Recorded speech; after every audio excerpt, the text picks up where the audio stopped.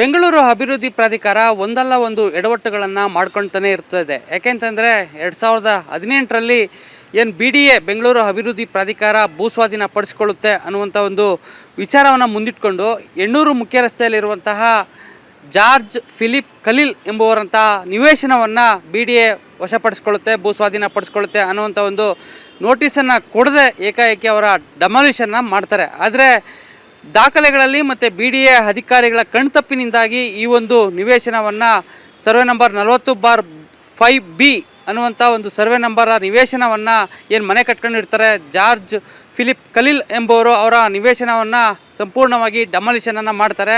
Demolition ಮಾಡಿ 2018ರಲ್ಲಿ ಕೇವಲ 15 ದಿನದಲ್ಲಿ ಬೆಂಗಳೂರು ಅಭಿವೃದ್ಧಿ ಪ್ರಾಧಿಕಾರದ ಅಧಿಕಾರಿಗಳು ಮರು ಹಂಚಿಕೆ ಬದಲಿ ನಿವೇಶನ ಹಂಚಿಕೆಯನ್ನು ಮತ್ತೊಬ್ಬರಿಗೆ ಅದನ್ನು ಹಂಚಿಕೆಯನ್ನು ಮಾಡ್ತಾರೆ. ಆದರೆ ಇತ್ತ ನಿವೇಶನ ಕಳೆದುಕೊಂಡವರಿಗೆ ಶಾಕ್ ಆಗುತ್ತೆ. ಅಂದರೆ ಶಾಕ್ ಆದಂಥ ಸಂದರ್ಭದಲ್ಲಿ ಕಳೆದ 6 ವರ್ಷಗಳಿಂದಲೂ ಕೂಡ ಅವರು ಬೆಡ್ ರೆಸ್ಟ್ನಲ್ಲಿದ್ದಾರೆ, ಹಾಸಿಗೆ ಹಿಡಿದಿದ್ದಾರೆ. ಅಂದರೆ ಆ ಶಾಕ್ಗೆ ಒಳಪಟ್ಟು ಅವರು ಇನ್ನೂ ಕೂಡ ಚೇತರಿಸ್ಕೊಳ್ತಾ ಇಲ್ಲ. ಹೀಗಾಗಿ ಸಾಕಷ್ಟು ಒಂದು ರೀತಿ ಸಂಕಷ್ಟಕ್ಕೆ ಸಿಲುಕಿದ್ದಾರೆ. ಇತ್ತ ಮನೆ ಸೈಟ್ ಕಳೆದುಕೊಂಡವರಿಗೆ ಮನೆಯೂ ಇಲ್ಲ, ನಿವೇಶನವೂ ಇಲ್ಲ, ಪರಿಹಾರವೂ ಇಲ್ಲ, ಜೊತೆಗೆ ಬದಲಿಯಾಗಿ ನಿವೇಶನ ಕೊಡ್ತಾರೆ ಅನ್ನುವಂಥದ್ದು ಕೂಡ ಈಗ BDA ಅಧಿಕಾರಿಗಳು ಹೇಳ್ತಾ ಇಲ್ಲ. ಯಾಕೆಂತಂದರೆ ಅವರ ನಿವೇಶನವನ್ನು ಮತ್ತೊಬ್ಬರಿಗೆ ಮರು ಹಂಚಿಕೆ ಮಾಡಿರುವಂಥದ್ದು, ಬದಲಿ ನಿವೇಶನವನ್ನು ಕೊಟ್ಟಿರುವಂಥದ್ದು. ಸದ್ಯ ಈಗ ಆ ಒಂದು ಎಣ್ಣೂರು ಮುಖ್ಯ ರಸ್ತೆಯಲ್ಲಿರುವಂಥ ಅವರ ನಿವೇಶನದಲ್ಲಿ ಮತ್ತೊಬ್ಬರು ಹಾಲಿ MLC ಆಗಿರುವಂಥ ಅಬ್ದುಲ್ ಜಬ್ಬಾರ್ ಅವ್ರಿಗೂ ಏನು ಆ ಒಂದು ನಿವೇಶನವನ್ನು ಬೇರೆಯವರಿಗೆ ಬಾಡಿಗೆಯನ್ನು ಕೊಟ್ಟಿರುವಂಥದ್ದು. ಈಗ ಸದ್ಯ ಹೈಕೋರ್ಟ್ನಲ್ಲಿ ಕೂಡ ಅದೊಂದು ವಿಚಾರಣೆಯನ್ನು ನಡೆಸ್ತಾ ಇದ್ದಾರೆ. ಹಿರಿಯ ವಕೀಲರಾಗಿರುವಂಥ ರಾಮಮೂರ್ತಿಯವರು ಈ ಒಂದು ಪ್ರಕರಣವನ್ನು ಅರ್ಜಿದಾರರ ಪರವಾಗಿ ಕಳೆದ 6 ವರ್ಷಗಳಿಂದಲೂ ಕೂಡ ಕೋರ್ಟ್ನಲ್ಲಿ ನಡೆಸ್ಕೊಂಡು ಬರ್ತಾ ಇದ್ದಾರೆ.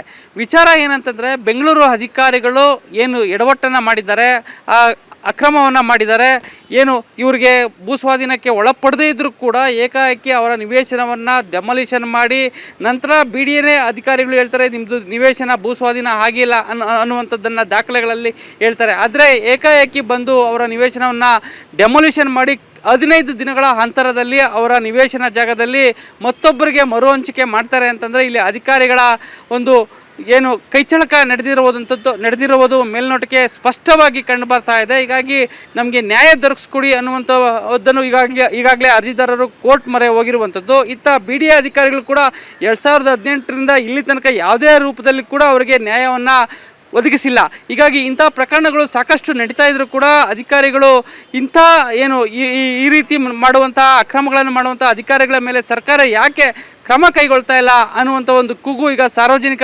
ವಲಯದಲ್ಲಿ ಕೇಳಿ ಬರ್ತಾ ಇರುವಂಥದ್ದು. ಕ್ಯಾಮ್ರಾಮನ್ ಶಿವಕುಮಾರ್ ಜೊತೆ ನಂದೀಶ್ ಮಲೆನಳ್ಳಿ, ಏಷ್ಯಾನೆಟ್ ಸುವರ್ಣ ನ್ಯೂಸ್, ಬೆಂಗಳೂರು.